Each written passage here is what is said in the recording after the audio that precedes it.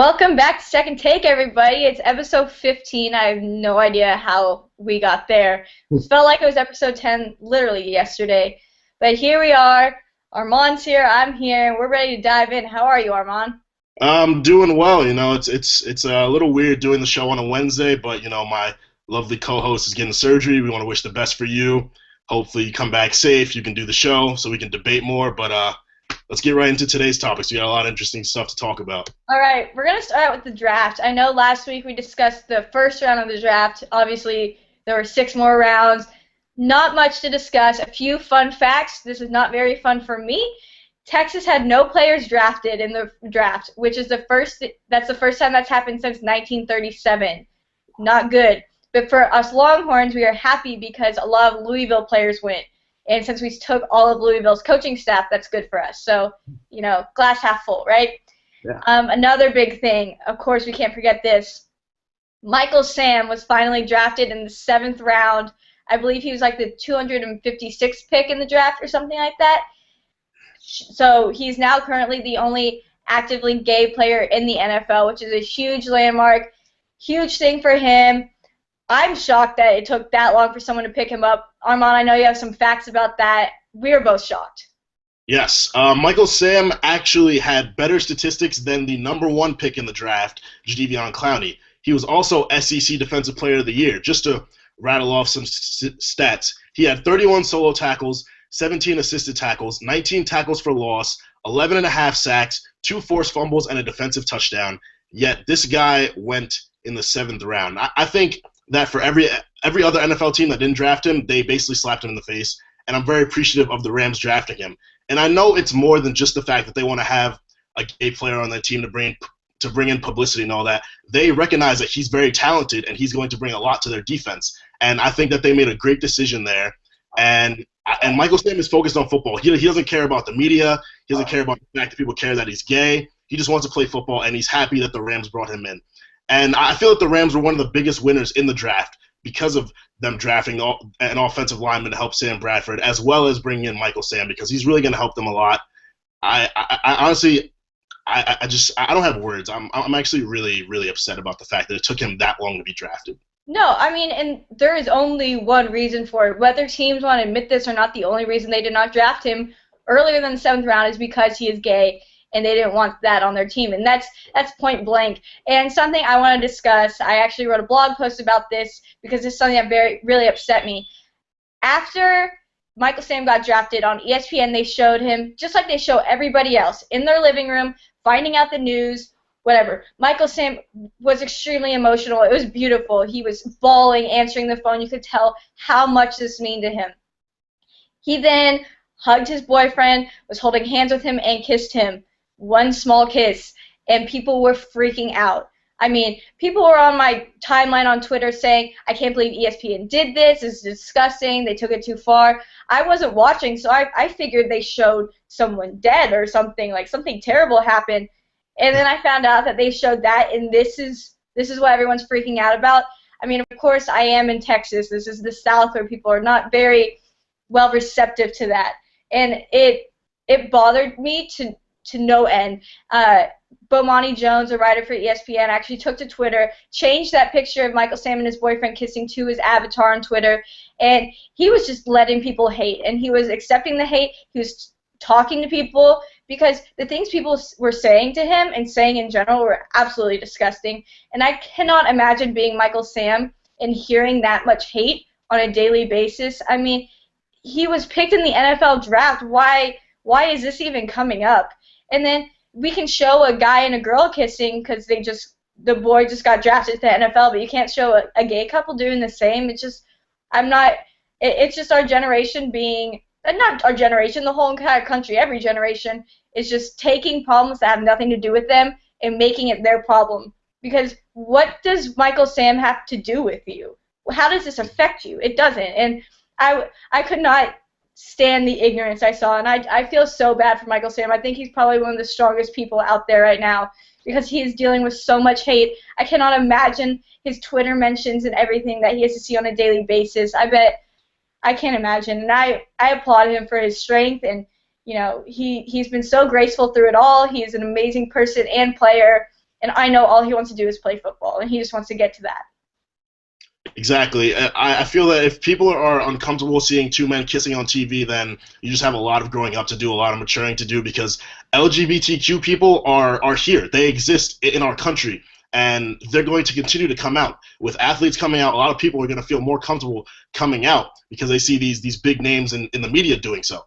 So it's just something that the country is going to have to accept. There is a gay football player who will be playing in the NFL. No, he's not going to try to come on to you. No, he's not going to try to touch you. All he wants to do is play football and live his life.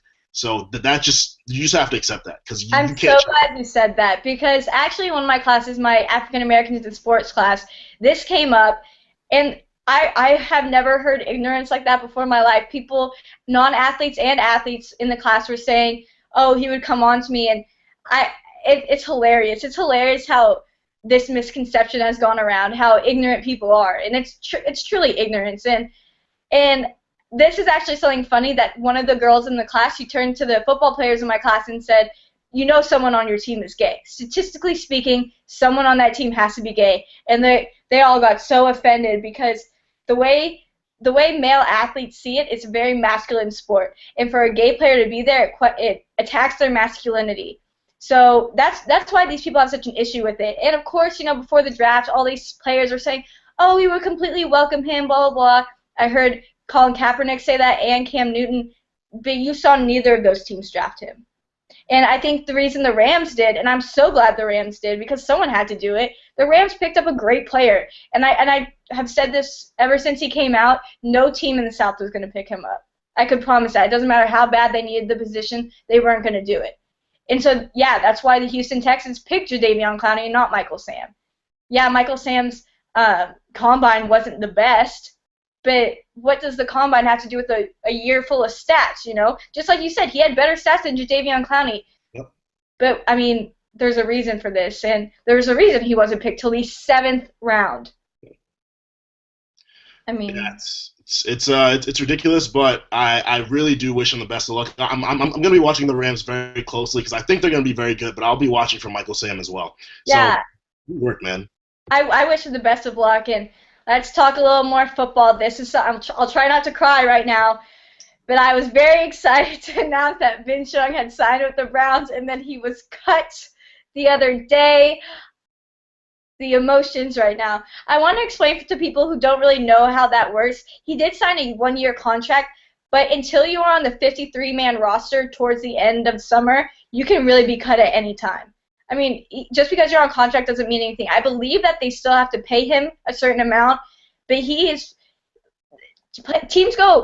pick up a lot of free agents before the draft because they're saying, yeah, we need a quarterback, but what if we don't pick one up during the draft? So they stock up on all these players.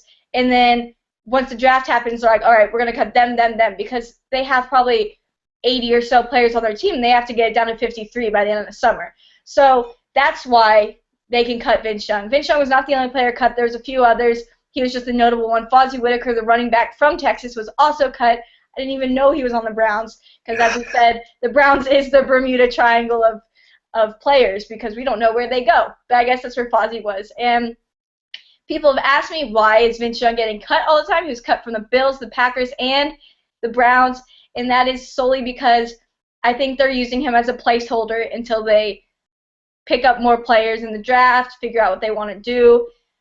I have said this was hard for me to say, but Vince Young, it's time we give up on the NFL. It's not going to happen. It is nearly impossible for someone to leave the NFL and then come back in. Michael Vick is an extremely rare case that he was able to leave and come back. I mean, we look at Chad Ochocinco. He's in prime shape. He's a great receiver, and he's in the CFL because he will not be able to get back into the NFL. Once you're out, you're out. I mean, point blank. So, I mean, Vince, it's impressive that you've even been able to make these little, part-time rosters, but it's unfortunate. You are still the greatest college football player to ever play the game. No one is taking that away from you. But it's time to focus on a career that is not in the NFL. Yep, and that's one piece of unfortunate news for the Browns, but they just made a very great decision in signing Joe Hayden to a 5-year, $68 million, $45 million guaranteed contract extension. And the Browns, they've been making great moves lately, and Joe Hayden's worth investing in. He's He's very good, and he's going to get towards the top. He's not a Richard Sherman or Darrelle Revis type cornerback yet, but he's going to get there. He's very talented. So I completely support the Browns doing this, and can't wait to see what they do. Well, he's now the highest paid cornerback in the NFL, and I bet Richard Sherman tweeted him congratulations, but I know he's bitter because Richard Sherman just got that contract extension. And, the Browns just upped them a little bit, just a little bit. And, I mean, that's the way it's going to go. I didn't know the Browns had this type of money. I don't know if they actually do. But either way, it's going towards Joe Hayden, whatever money they do have. Some other news with the Browns, Josh Gordon failed a little drug test there, and he's suspended for the whole season. So that's one person you're not going to be seeing on that field. Another person you're not going to be seeing on that field in the first game is Johnny Manziel. He was named the backup. Armand is shaking his head at me right now because he didn't want me to bring this up. But I have to bring it up. It's not just my opinion. It's fact now. The owner said that Johnny Manziel is the backup. So you heard it here first, ladies and gentlemen. Okay, well, I'm not going to harp on this long. We're not going to debate this, but I just want to make it clear that just because they said that Brian Hoyer is the starting quarterback for now does not mean Johnny Manziel will not be starting in the first game.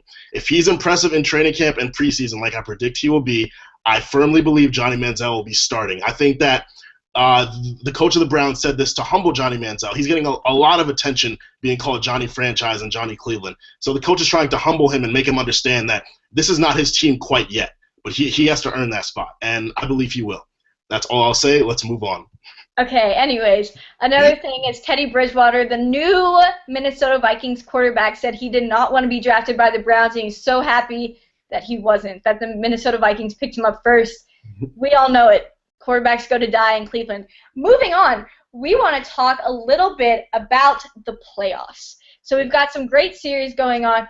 The Spurs had a potential sweep. They were leading the Trailblazers 3-0, and then for some reason the other night, the Trailblazers won. And I don't know how that happened. I watched the game, and the Spurs, they're kind of hard to watch. They're not as exciting as other teams, but I couldn't see what happened. But somehow the Trailblazers finally showed up because they've been blown out every other game. They lost by like 20 points every other game. So I've said this before that the NBA is rigged. They do get paid more for playing an extra game or two. So Spurs had that sweep. They had it easily could have swept them. So, Damian Lillard and LaMarcus Aldridge did play their heart out. Pete Carroll was in attendance. Maybe he was trying to scout or something. Maybe he's going to try to put LaMarcus Aldridge at tight end. Who knows? But somehow I don't know how they didn't get that sweep. I was blown away by that. I don't really like the NBA is rigged thing and they want to get more money for extending series. Yes, that makes sense, but I don't think that was the case. I think the Blazers are a very, very good basketball team, and they didn't want to see themselves get swept by the Spurs to end their playoff run. They had a great season. They have a lot of potential, and they were like, we're not going out like this. We're not going to let the Spurs sweep us. As great as a team as the Spurs are, we're a great team too. So it was obvious. They were playing hard. Their defense was on point. Their offense was great. They really don't want it to end here, and I respect that. And I think that this series might go longer than 5 games. I don't know if the Spurs will knock them out next game, so we'll see. I think the Spurs will knock them out. I think the Trailblazers are awesome. I think the Warriors and the Trailblazers are going to be 2 teams next year that everyone's going to fear. They're young, but they're coming up. They're awesome. Let's be real. They're great. Let's talk about some Pacers-Wizards. Oh man. Pacers were actually doing well. They were. Roy Hibbert. He was there one game, wasn't there the next game, was there again. And the series just got extended even longer because the Wizards won again. They could have, another team that could have closed it out, and they didn't. Pacers, man. I know that I was the one in the beginning episodes of Second Take who was saying that the Pacers could go to the finals and it was just going to happen. They were going to beat the Heat in 7. I don't know anymore. I honestly don't know. If they're the most inconsistent team in the NBA right now. You watch them one night and they're great. You watch them the next night, it's like they're playing pickup basketball. They don't even care.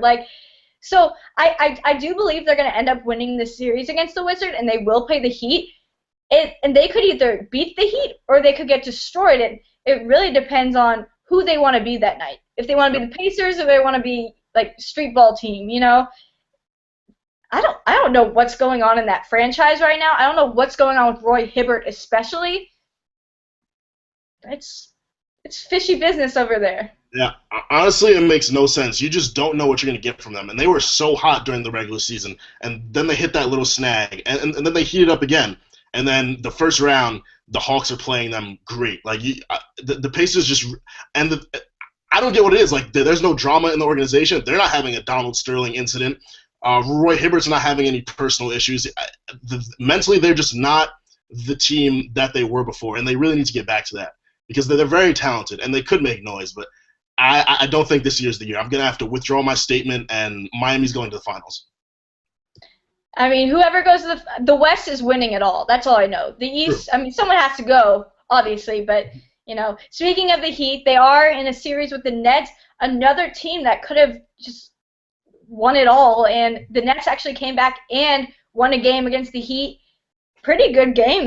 They played their heart out. Yeah. Paul Pierce, vicious in it. I mean, that's a weird series to begin with, you know. But yeah.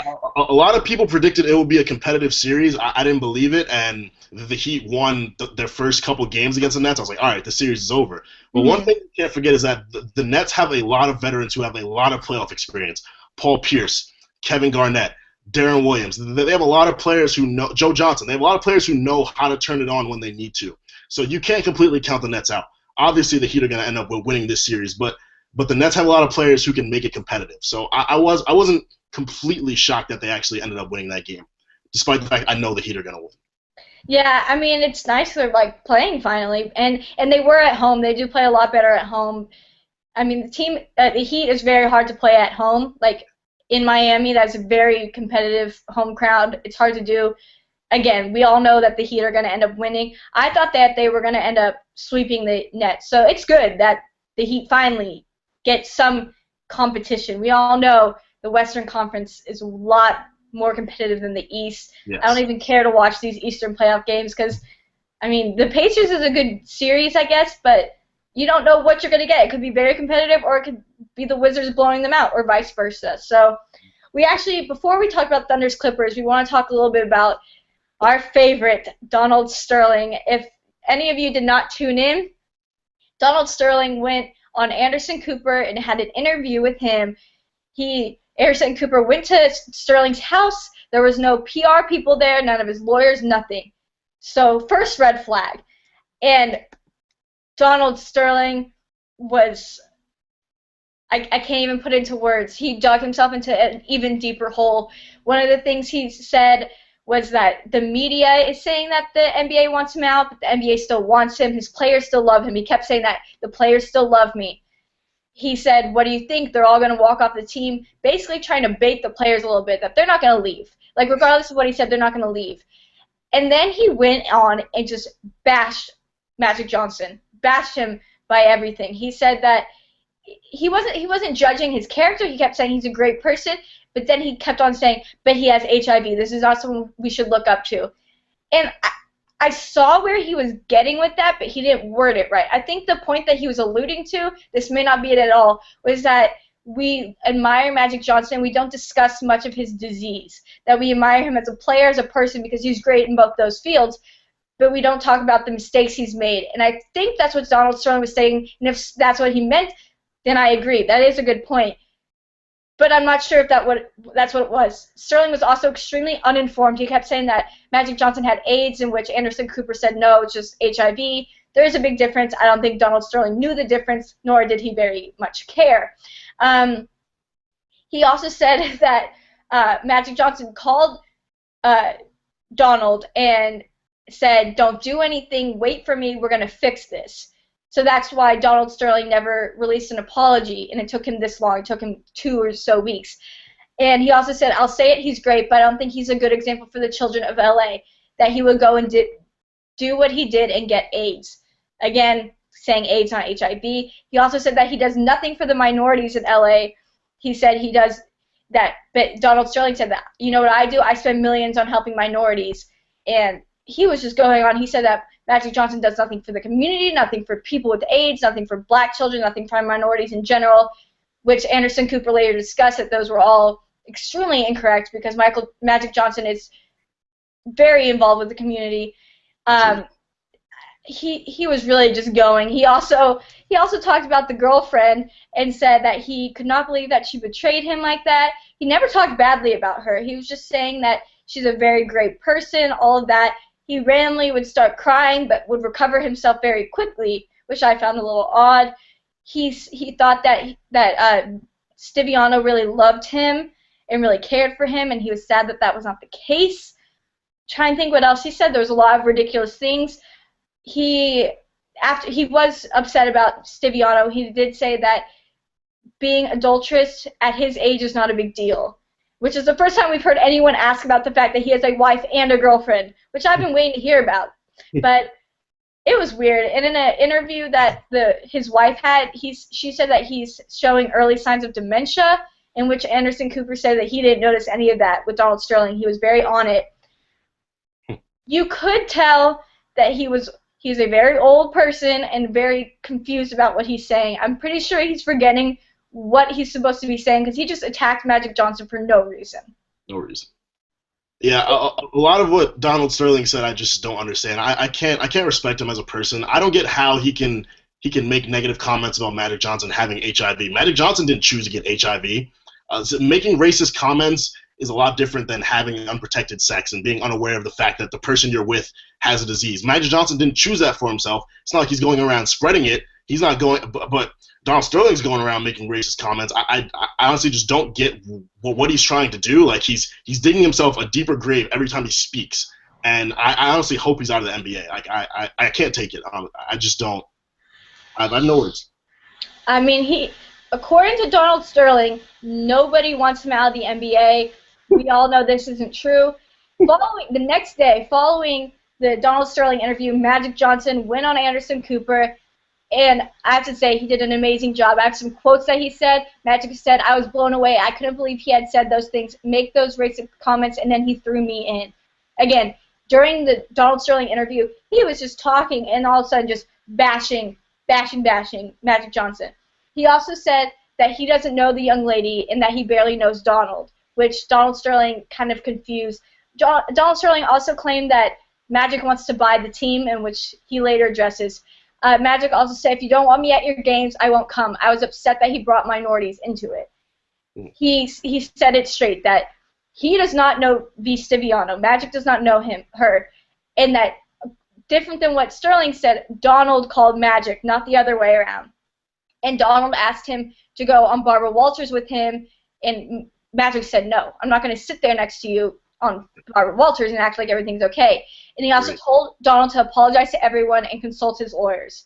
And then Magic called Adam Silver, the new commissioner, and told him about the conversation with Sterling. Magic was advised against ever talking to Sterling again. Magic just wanted an apology. And Magic said he didn't apologize to me at all.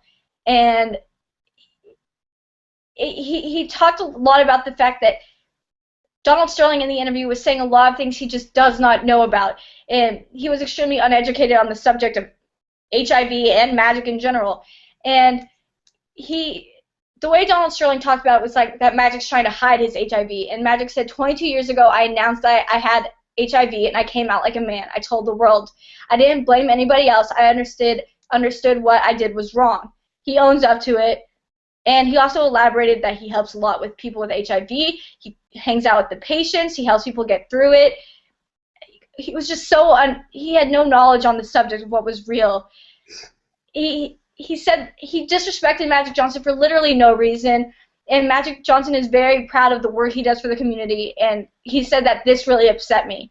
And because Donald had no clue what Magic really did, and he said, I wished he knew the facts when he was talking, and he needs to address the young lady.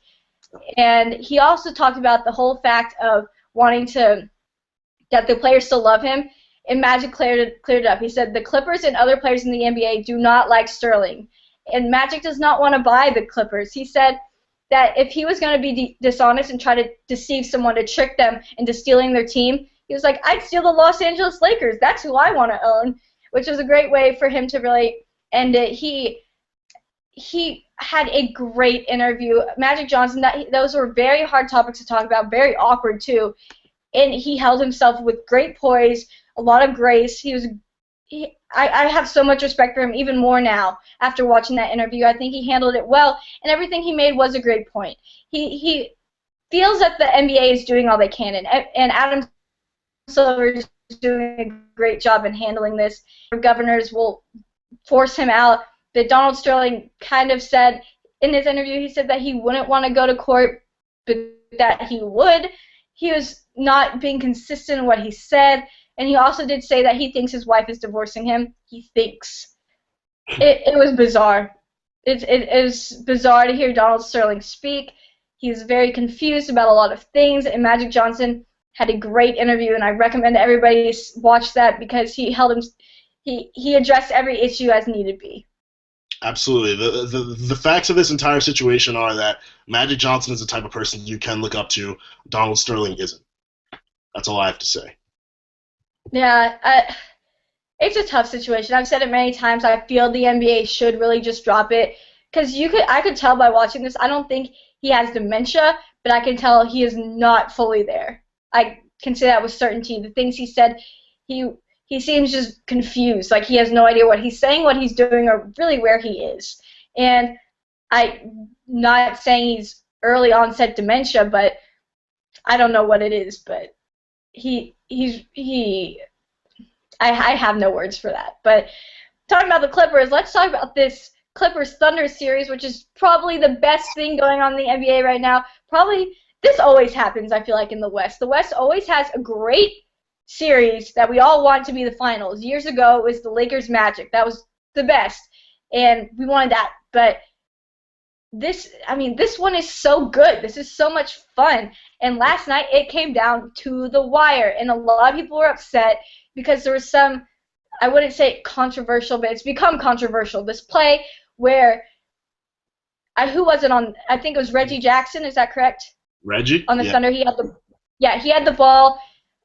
I forget who on the Clippers hit his hand, then the ball went out the other hand. And they called that Thunder ball.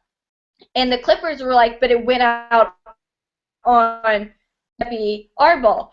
And the refs sided against it. And it actually is in the rules that it's a very bizarre rule. If I have the ball in my hand and you hit this hand to force it out off this hand, it's still off on you. It's not off on me.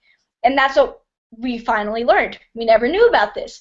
And so that gave the Thunder the ball, which led to Russell Westbrook shooting the clutchest 3 free throws ever. And there's actually a great picture of Kevin Durant. He's down the court facing the other way because he couldn't bear to watch these game-winning free throw shots. And Russell Westbrook nailed it, all 3 of them. Kevin Durant actually had a slow game for him. Not as high scoring, but still a very good game. And everyone else stepped up. Serge Ibaka was absolutely incredible. Absolutely incredible. Actually on the Clippers, DeAndre Jordan did foul out, which probably hurt them at the end. Chris Paul made some dumb plays towards the end. And in an interview after the game, Doc Rivers was going off. He was upset about that call, said that it should have been their ball and all of these things. And the issue I had with that is that it was the right call, first of all. And second of all, you can't claim that you lost the game because of one play. There were many reasons you lost that game. He kind of says that, but he says it in a bizarre way. He says there's other ways we lost the game, but that penalty was bad. And that's just not the right way to handle it. It wasn't the right way for Doc to handle it at all. I understand his frustration. We all feel that way. I know us Rockets fans felt that way after a few of those games. It happens to everybody. There are always calls that we don't agree with, and that's just how it goes, And he was saying that we should get rid of the replay system if we're not going to use it. I think he was really just talking out of anger and not making much sense. It was the right call. Yes. Bottom line. Honestly, hands down, that's the best basketball game of the playoffs thus far. That was an amazing game. Bad calls or not, it was just so exciting. OKC was down by 7 with, I believe, 49 seconds left, and they came back and won the game. In 49 seconds, they put up 8 points to win the game. That's incredible. It was such a great game. Yes, I completely understand Doc Rivers' anger. The refs made some bad calls here and there, Some of them I agree with, some of them I don't.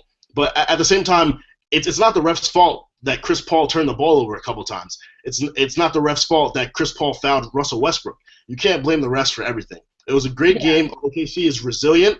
That's one thing I love about OKC. They're always resilient. You can't count OKC out till there are 4 zeros on the clock because they will fight you till the very end. And I love it. And I called OKC in 6. I was a little worried. The Clippers played us very well, but OKC in 6 is looking like a very, very real thing. And I absolutely love it. I mean, I think the Thunder are definitely going to win it. And right now they lead the series 3-2. We have another game. We're all waiting for that game, honestly. We don't want to watch these other two. And that we get, another day until we get to watch that. I think OKC is going to win it all. It's not going to be easy. It could either be 6 or 7. It could go either way, honestly. You never know with the Clippers. I know they're going to come back angry because they were very frustrated with that game. They have said that multiple times. At the end of the day, there's bad calls on both sides. Yep. That's just how it goes. Whether we agree with it or not, that was the right call. If you look it up in the playbook, that was the right call. I'm just here to watch some good basketball, and that's what I'm getting. I'm getting some great basketball, and I'm loving it. Russell Westbrook was the definition of clutch last night. Gun. He was incredible. Yeah. Now, I definitely want to talk about Russell Westbrook because Russell Westbrook was the best player for OKC last night. Kevin Durant shot 6 for 22. He still had over 20 points and was clutch towards the end, but Russell Westbrook was the reason that we won that game. And people want to give credit to KD for the game, and absolutely not. KD is MVP. He is the best player on the Thunder. But last night, Russell Westbrook proved why we still have him. A lot of people are saying, oh, get rid of Russell. You have KD. Why do you need Russell? That last night was yet indication of why we keep Russell Westbrook. He's a star. He's a very good player. If KD does slack, Russell Westbrook picks up the slack. Serge Ibaka's been playing great all series. He's been blocking. If anyone comes to the post and they try to dunk or lay it up on Ibaka, it's going the other way. He's blocking it. Kendrick Perkins. He's not Ibaka. He's Serge Ibaka. He's blocking all those shots, man. You can't stop him. Yeah, OKC is just looking great overall. Everyone's playing together. I completely agree with you. OKC is going to win it all. It's going to be a tough series in the finals. It's going to be a tough Western Conference Finals, actually, playing against the Spurs. That's going to go to 7 games most likely. But I do agree with you. OKC is going to win it all this year. We're loving it. We're excited. That's really all we've got going on right now is all this basketball. We don't have much of it left. We have a month left, and then we go into this sad, sad off season where we'll be talking a lot of baseball and clinging to every single NFL news that comes to us.